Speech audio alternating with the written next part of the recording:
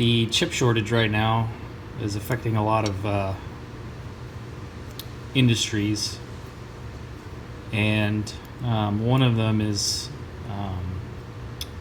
the drone industry. So I'm having a hard time finding certain vendor products in stock.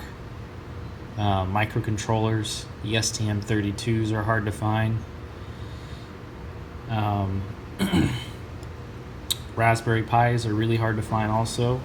The newer power modules with the integrated inductor are almost impossible to find. I have one. It is a Texas Instruments. It's a LMZM 33603, and this guy it's 36 volts in.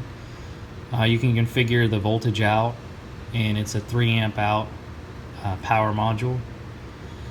This guy is literally $200 at a scam site like WinSource. You can't find it at TI, you can't find it DigiKey, Mauser, Abnet. They're all out of stock. So this one chip is extremely rare and may not be back in stock until next year.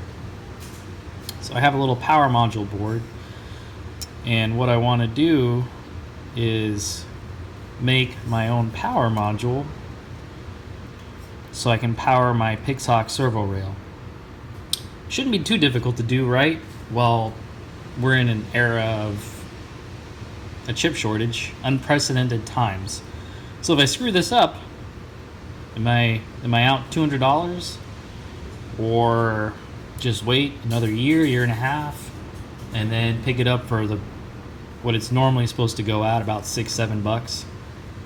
Let's find out.